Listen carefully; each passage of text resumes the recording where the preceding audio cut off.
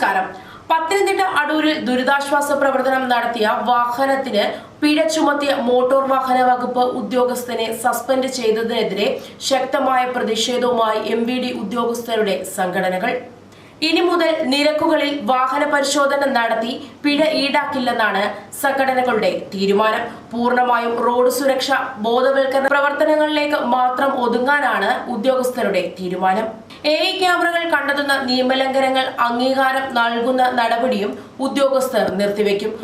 ആറന്മുളയിലെ ദുരിതാശ്വാസ പ്രവർത്തനങ്ങളിൽ പങ്കെടുത്ത ഓഫ് റോഡ് വാഹനത്തിന് അടൂരിൽ വെച്ച് പിഴ ചുമത്തിയതാണ് സംഭവങ്ങൾക്ക് തുടക്കം. ഇതിനു പിന്നാലെയാണ് ഉദ്യോഗസ്ഥർക്കെതിരെ സർക്കാർ സസ്പെൻഷൻ നടപടി സ്വീകരിച്ചത്.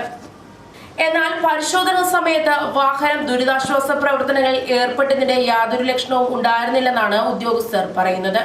തീർത്തും നിയമവിരുദ്ധമായ ലൈറ്റുകൾ ഘടിപ്പിച്ച് രേഖകളുടെ കുറവുമാണ് പിഴ ഈടാക്കിയതെന്നും ഉദ്യോഗസ്ഥർ വ്യക്തമാക്കുന്നു. നിയമപരമായി ജോലി ചെയ്യുന്ന ഉദ്യോഗസ്ഥരെ സംരക്ഷിക്കാൻ വകുപ്പ് മേധാവികളോ സർക്കാരോ തയ്യാറാകുന്നില്ലെന്നുമാണ് പ്രധാന ആക്ഷേപം. ഇതിൽ പ്രതിഷേധിച്ചാണ് ശക്തമായ സമരമുറകളിലേക്ക് ഉദ്യോഗസ്ഥർ കടക്കുന്നത്. ഇനി മുതൽ നിരക്കുകളിൽ ചെല്ലാൻ വഴി പിഴ ഈടാക്കില്ല. ഓഫീസുകളിൽ കറുത്ത ബാഡ്ജ് ധരിച്ചായിരിക്കും ഉദ്യോഗസ്ഥർ ജോലി ചെയ്യുക. സസ്പെൻഷൻ പിൻവലിച്ചില്ലെങ്കിൽ വരും ദിവസങ്ങളിൽ സമരം കടുപ്പിക്കാനാണ് തീരുമാനം. അതേസമയം പിഴ ചുമത്തിയത് ശരിയല്ലെന്നും അധികാരം അമിതമായി ഉപയോഗിക്കരുതെന്നുമാണ് ഗതാഗത മന്ത്രി CP ജോണിന്റെ പ്രതികരണം. ഗതാഗത വകുപ്പ് വളരെ ശക്തമായ രീതിയിൽ തന്നെ നിർദ്ദേശിക്കുകയാണ് ചെയ്യുന്നത്. അധികാരം കൃത്യമായിട്ട് ഉപയോഗിക്കാവുള്ളൂ. അധികാരം എന്തും ചെയ്യാനുള്ളതല്ല. അവിടുത്തെ MP-മാരും MLA-മാരും അസാധാരണമായൊരു പ്രളയമല്ലേ പത്തനംതിട്ടയിലുണ്ടായത്. അതിനെ നേരിടാനായിട്ട് ഓഫ് റോഡ് വണ്ടികളോട് വരാൻ അഭ്യർത്ഥിച്ചു. ഓഫ് റോഡ് വണ്ടികൾ എന്ന് പറഞ്ഞാൽ നിങ്ങൾക്കറിയാമല്ലോ, വലിയ ടയറും പിന്നെ ക്ലിയറൻസ് കൂടുതലുള്ള വണ്ടികളാണ് ഉദ്ദേശിക്കുന്നത്. അപ്പോൾ അതിന് മുകളിൽ ലൈറ്റും കാര്യങ്ങളൊക്കെ ആവശ്യത്തിലധികം വെച്ചതൊക്കെ ഉണ്ടായിരിക്കാം.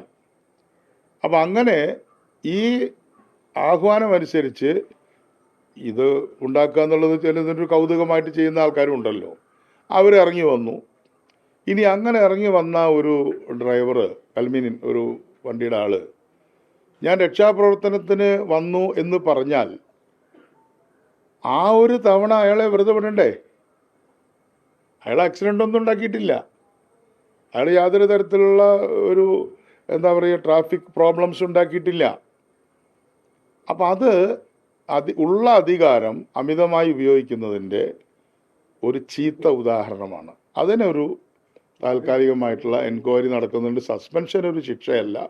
സസ്പെൻഷൻ എൻക്വയറിയുടെ അടിസ്ഥാനത്തിലാണ്. അത് ട്രാൻസ്പോർട്ട് കമ്മീഷണർ വളരെ വേഗം തന്നെ അതിലൊരു തീരുമാനമെടുക്കും. മറ്റു വാർത്തകളുമായി വീണ്ടും കാണാം. കൂടുതൽ വാർത്തകൾ അറിയാൻ പേജ് ഫോളോ ചെയ്യുക.